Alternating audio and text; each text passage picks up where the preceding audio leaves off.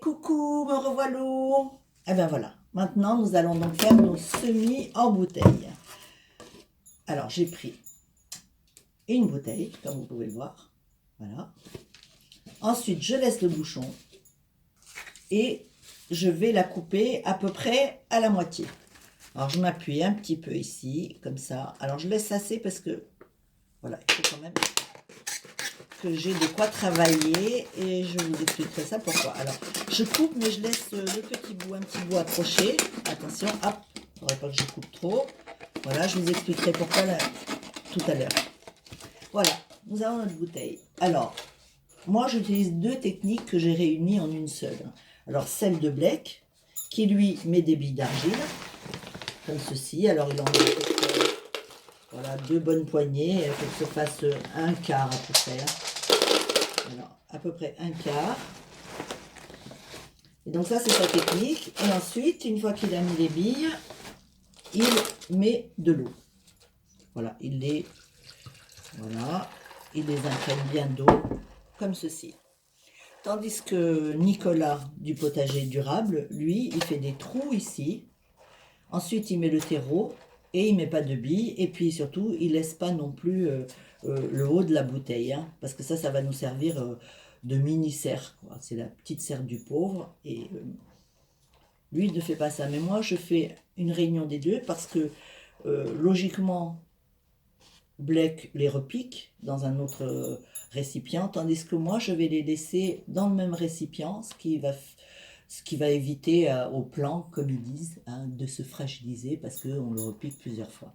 Donc, lui, il reste là-dedans jusqu'à ce que je le mette en terre. Et là, même mon porte-greffe, je vais faire pareil.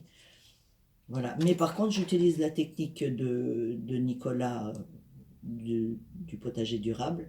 Je les appelle tous par leur prénom parce que c'est devenu mes copains, hein. Eux, ils ne le savent pas, mais moi, je le sais, hein. Donc, parce que lui, au fur et à mesure que le plant grandit, le plant de tomate, il va rajouter de la terre mélangée avec du compost pour nourrir la plante et pour qu'elle fasse bien des racines, hein.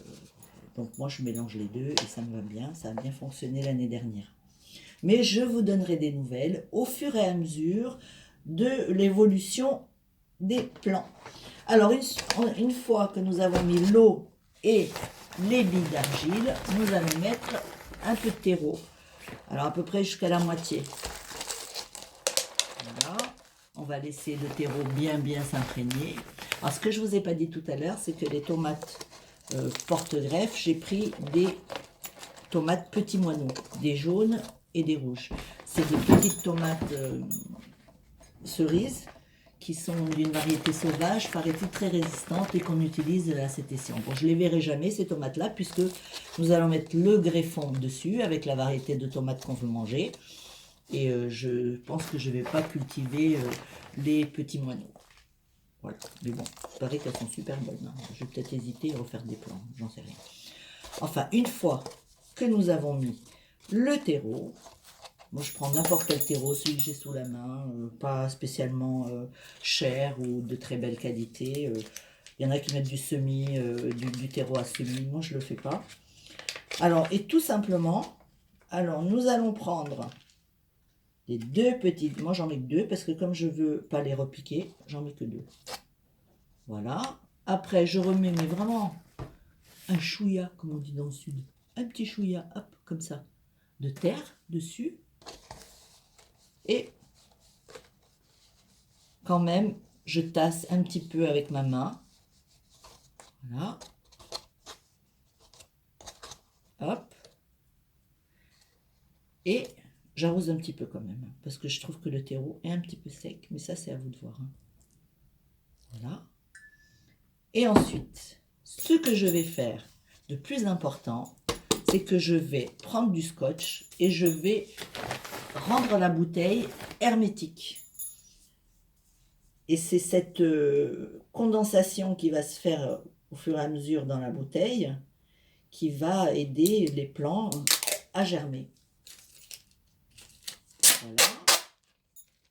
Après, moi, j'ai un balcon plein sud.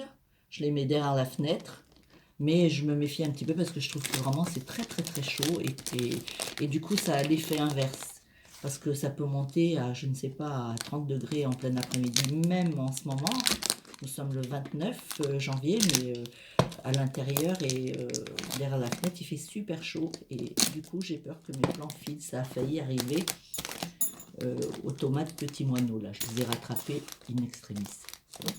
Voilà. Après, si vous voulez, eh ben, vous mettez le nom dessus quand même, parce que vous risquez de plus savoir ce que c'est, ce que je vais faire hors caméra, parce que là, j'ai pas pris de stylo.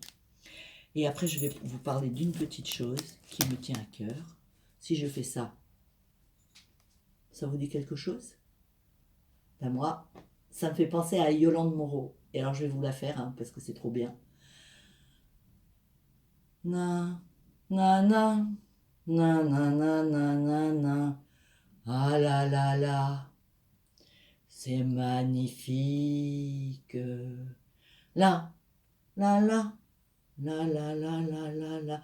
Ah, c'est magnifique. À bientôt.